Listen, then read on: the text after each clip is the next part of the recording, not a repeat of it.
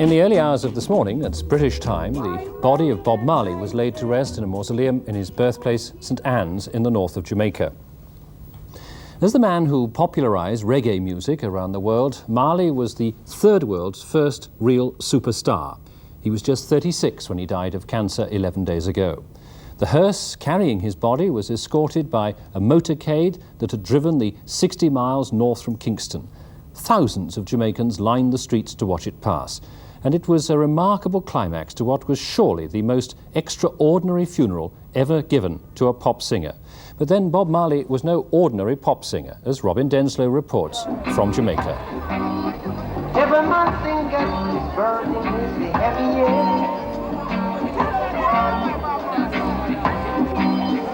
Every man think his burden is the heavy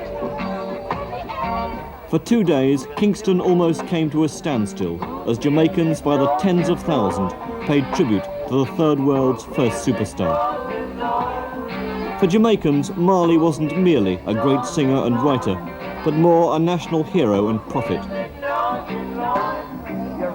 It was taken for granted that the Prime Minister and opposition leader would attend the funeral, or that the budget debate should be delayed for a week because of a pop star's death.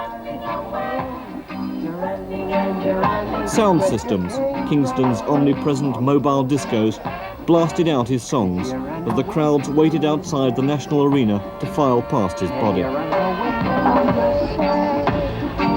Can't run away from yourself. Can't run away from yourself.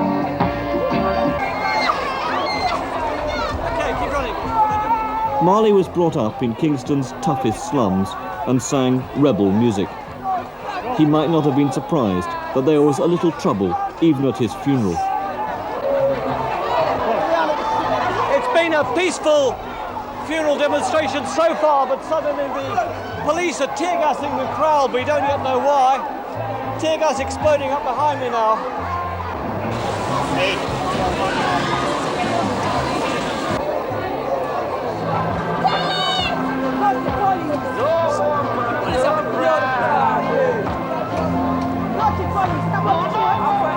Marley's songs mixed direct, tough or compassionate lyrics with a magnificent gift for melody.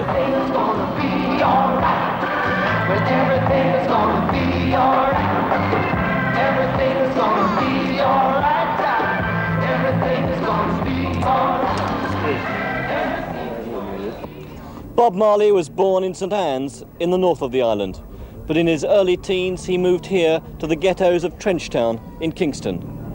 The wooden shack where he lived is no longer there. It's been redeveloped as part of what Marley called the concrete jungle. It was in the tenement yards around here that he first started to sing. Bob Marley was the king of reggae, the music of his native Jamaica that made him an international superstar. He was also a disciple of the Jamaican cult of Rastafarianism, wearing his hair in the distinctive long dreadlocks and using marijuana as a sacrament. He smoked up to a pound of it a week.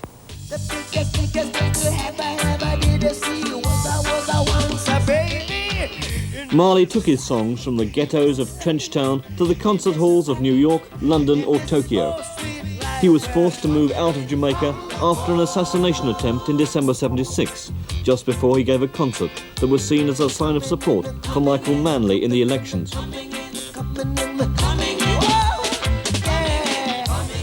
He returned in '78 for a peace concert celebrating a short-lived truce between the Kingston gangs that was attended by Michael Manley, then Prime Minister, and opposition leader Edward Seaga, who took over after last year's election. Jamaica's present Prime Minister was once a record producer and has long been a local music enthusiast. Many people in Britain might find it bizarre that a Prime Minister should be reading the eulogy at the funeral of a pop star and that the budget debate should actually be postponed because of the event.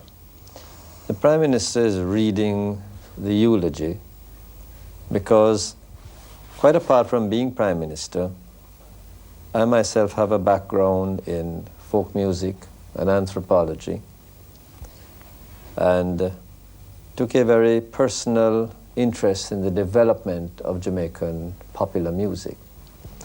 And as for the postponement of the budget debate, or the deferment of it for 1 week, that was inevitable because the death has created a mood. And in that mood, in a small country such as ours, it isn't the right climate to put forward the presentation of the first budget of this new government. The funeral service was a curious mixture of Rasta religious ceremony and pop concert.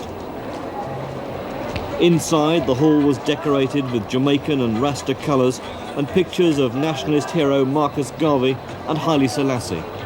The hall was filled with the robed priests of the Rastafarian Ethiopian Orthodox Church. Marley's success has given the Rastas a new status. And even the Prime Minister threw in Rasta references in his eulogy. Of his many musical creations, it may be said that special places are reserved for 4. Trenchtown Rock, the symbol of his life. No Woman, No Cry, his comforting hand of compassion. One Love, his vision of peace and unity. And Rastaman Vibrations, his deep mystical faith. At the end of the service, there were songs from the Wailers and Marley's singers, the I3s, including his wife Rita in the middle. And later, 2 of his sons were invited to dance on stage just a few feet from their father's coffin.